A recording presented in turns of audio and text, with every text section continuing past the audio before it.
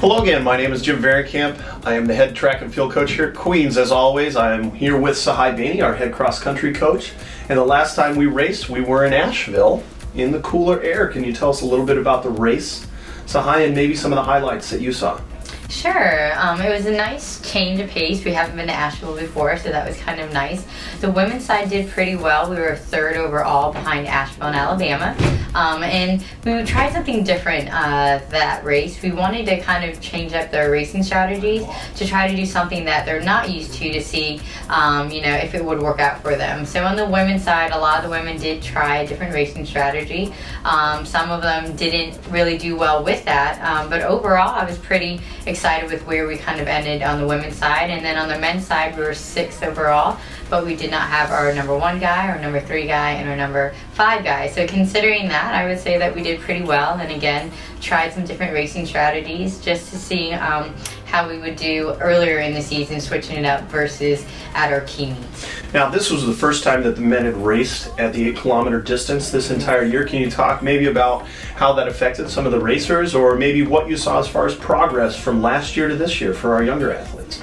I could say that we've had a big progress in the sense that we've worked on a lot more tempo and threshold this year, and being able to see that for the high schoolers coming from the 5K to the 8K was big. It was nice to see them transition better than we did from last year, and I know we had Adrian come out and do his first 8K as well, and I think he's adjusting as well to the distances of racing 5K hard and 8K on a cross-country course. Now, I saw we had 2 freshmen in the race. We had Jacob Hirely and Avery Cypress. I'm continued to be impressed with how Avery races. He's more of a middle distance runner. I think his best race is about the 800. Can you talk about maybe the challenges for him each race as he adjusts to the longer distance? Sure. I think for the most part, he is just trying to figure out how is it going to feel after that 5K mark, knowing that I have 3,000 more meters to go. Him being a mid-distance runner, I will say he is a very smart, longer racer in the sense that he starts off a little bit more conservative and is able to be consistent and progressively pick it up towards the end of the race, which is really benefiting him a lot when we do have the longer workouts as well as 8K races.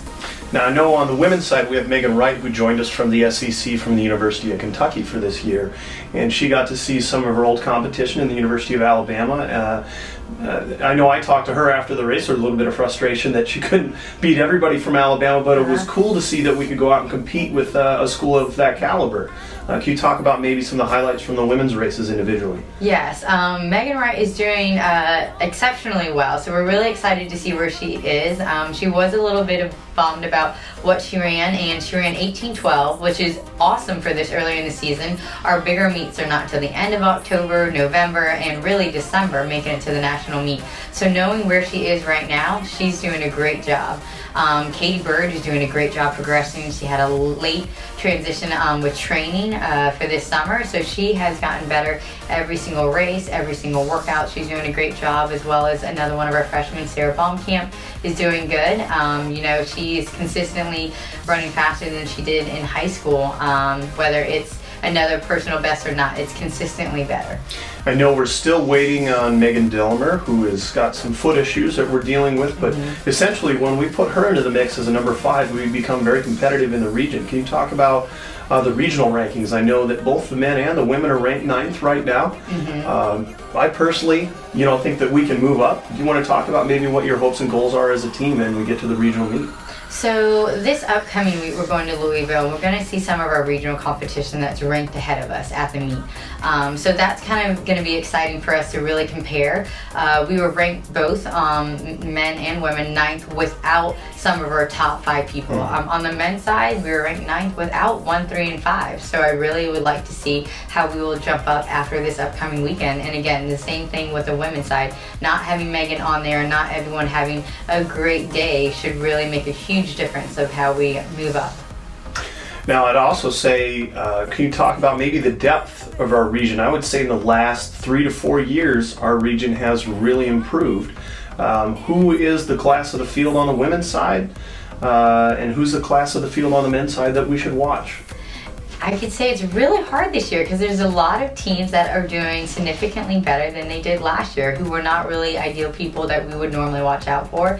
I know on the women's side, Montevallo is really moving up. Wingate has always been competition. They're going to continue to be up there on the women's side as well. On the men's side, we always have Mount Olive that's fairly doing pretty well. That's up there, and I want to say the other one is either Clayton State or Columbus, and they're doing pretty well.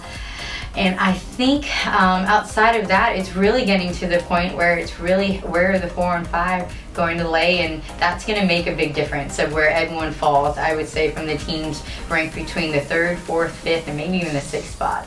Well, I'm pretty excited. You know, our expectations are I think we can definitely get a few individuals to the national meet, and really got my fingers crossed that we can get a team to the national meet as well, whether that's men or women and or both. Both would be very exciting. Thanks for stopping by and taking the time to visit with us again, Sahai, and we'll be with you again next week when we talk about the Louisville meet.